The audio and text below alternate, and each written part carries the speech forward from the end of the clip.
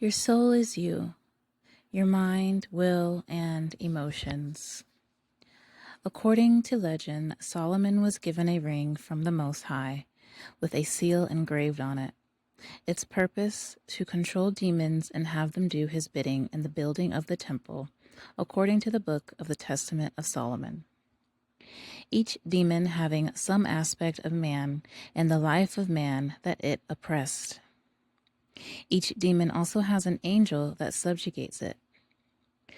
One example that I would love to talk about further in another video is the demon who causes uterine mania.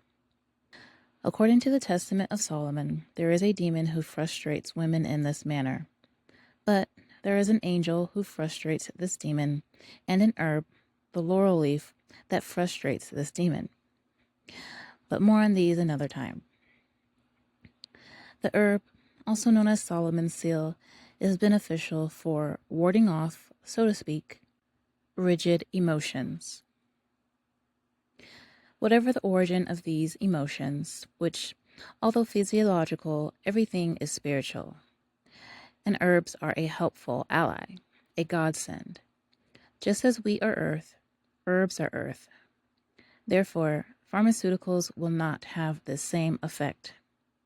Some pharmaceuticals will actually have the opposite effect, such as the ones I spoke of before that cause SI. We are not compatible with artificial medicine. Solomon's seal is relevant for this time of year. Stress and cold emotions abound, but Solomon's seal can help mold this one aspect of the soul when it is rigid or stubborn. Change is hard for some, and as a new year and season are on the horizon, we need all the help we can get. Another herb named after a biblical figure is St. John's wort. The reference here is due to when the plant blooms, which is the summer solstice. There is a feast in honor of John the Baptist on the summer solstice, which also is when you would best harvest the plant. So that's where the name comes from.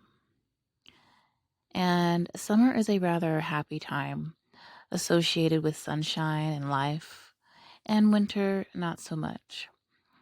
Many people suffer from depression worse in the wintertime. Depression has many origins, including stagnation and lack. In other words, when toxins or hormones are stuck in the body and not processed properly, that's stagnation. And by lack, I mean malnutrition.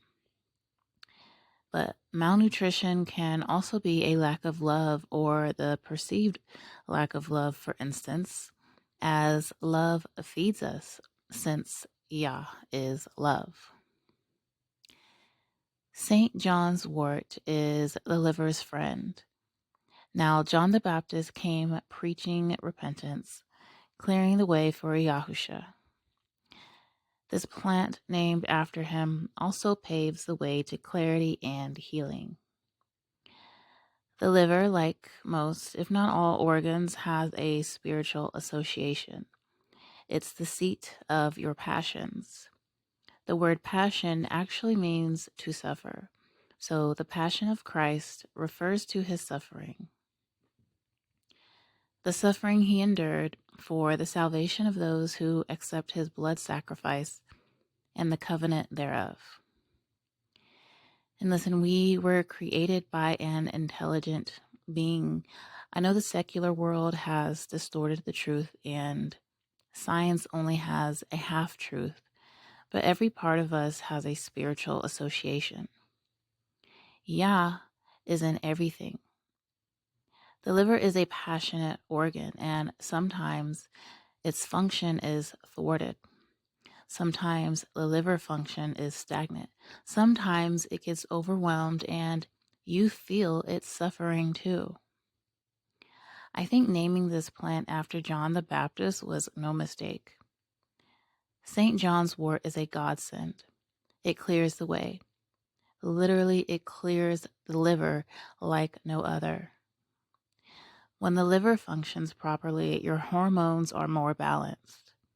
When the hormones are balanced, you feel more like yourself, like you've been renewed in a baptismal way.